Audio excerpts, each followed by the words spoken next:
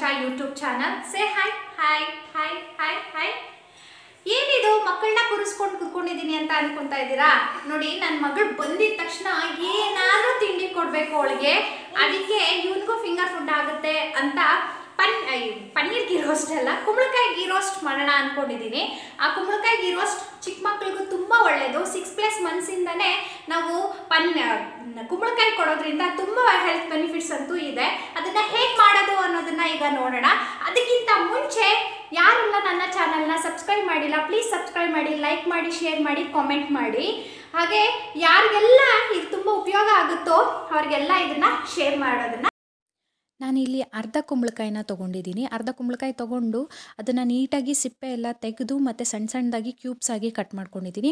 ಇದನ್ನು ತವೆ ಮೇಲೆ ಹಾಕಿ ಅದಕ್ಕೆ ಸ್ವಲ್ಪ ತುಪ್ಪನ ಸೇರಿಸೋಣ. ತುಪ್ಪ ಸೇರಿಸ್ಕೊಂಡು ನೀಟಾಗಿ ಫ್ರೈ ಮಾಡ್ಕೊಳ್ಳೋಣ. ಎರಡೂ ಸೈಡ್ ಫ್ರೈ ಮಾಡೋಣ. ಎರಡೂ ಸೈಡ್ ಫ್ರೈ ಮಾಡಿ ಅದಕ್ಕೆ ಸ್ವಲ್ಪ ಪ್ರಮಾಣದಲ್ಲಿ ಜೀರಾ ಮತ್ತು ಪೆಪ್ಪರ್ ಪೌಡ್ರನ್ನ ಉದುರಿಸ್ಕೊಂಡು ಮಕ್ಕಳಿಗೆ ಸರ್ವ್ ಮಾಡೋಣ. ಈ ಪಂಪ್ಕಿನಲ್ಲಿ ವಿಟಮಿನ್ ಎ, ಸಿ, ಇ 3 ಇದೆ.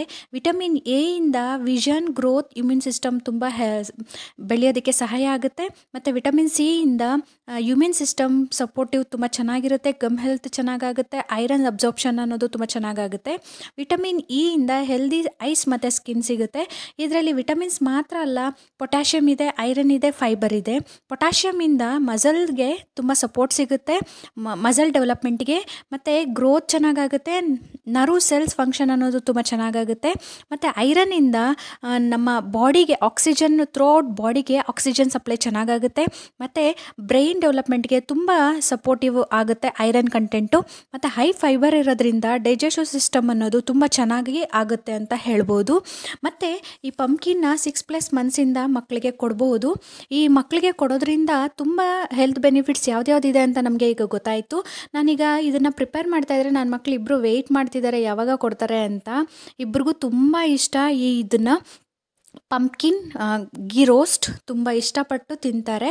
ಮತ್ತು ನೋಡಿ, ಪಂಪ್ಕಿನ್ನೇ ಅಲ್ಲ, ಯಾವುದೇ ವೆಜಿಟೇಬಲ್ಸು, ಯಾವುದೇ ಒಂದು ಫುಡ್ಡನ್ನ ಮಕ್ಕಳಿಗೆ ಫಸ್ಟ್ ಕೊಟ್ಟಾಗ ನಮ್ಮ ಮಕ್ಕಳಿಗೆ ಅದರಿಂದ ಅಲರ್ಜಿ ಆಗುತ್ತಾ ಅನ್ನೋದನ್ನು ನಾವು ತಿಳ್ಕೊಬೇಕು. ಹೇಗೆ ಗೊತ್ತಾಗುತ್ತೆ ಈ ಅಲರ್ಜಿ ಅನ್ನಂದರೆ 3 ಡೇಸ್ ಕಂಟಿನ್ಯೂಷನ್ ಆಗಿ ಕೊಟ್ಟಾಗ ನಮಗೆ ಗೊತ್ತಾಗುತ್ತೆ ನಮ್ಮ ಮಕ್ಕಳಿಗೆ ಅದು ಅಡ್ಜಸ್ಟ್ ಆಗಿದೆಯಾ ಇಲ್ವಾ ಅಂತ.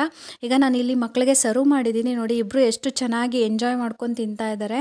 ತುಂಬ ಟೇಸ್ಟಿಯಾಗಿರುತ್ತೆ. ಯಾಕೆಂದರೆ ನಾನು ನನ್ನ ಮಕ್ಕಳಿಗೆ ಕೊಡೋದಕ್ಕಿಂತ ಮುಂಚೆ ನಾನು ಟೇಸ್ಟ್ ಮಾಡಿನೇ ಕೊಡುವಂಥದ್ದು. ಹಾಗಾಗಿ ತುಂಬ ಇಷ್ಟಪಟ್ಟು ತಿಂತಾರೆ. ನೀವು ಒಂದು ಸತಿ ನಿಮ್ಮ ಮನೇಲಿ ಟ್ರೈ ಮಾಡಿ. ಮಕ್ಕಳಿಗೆ ಈ ಕುಂಬಳಕಾಯಿನ 6+ ಮಂತ್ಸಿಂದನೇ ನಾವು ಸ್ಟಾರ್ಟ್ ಮಾಡ್ಬೋದು. ಇದರಲ್ಲಿ ಫೈಬರ್ ಇರೋದ್ರಿಂದ ಈಸಿಯಾಗಿ ಡೈಜೆಷನ್ ಆಗುತ್ತೆ. ಮತ್ತು ಅಜ್ಜಿ ಹೇಳ್ತಿದ್ರು, ಕುಂಬಳಕಾಯಿ ಕೊಟ್ಟರೆ ಕುಂಬಳಕಾಯಿ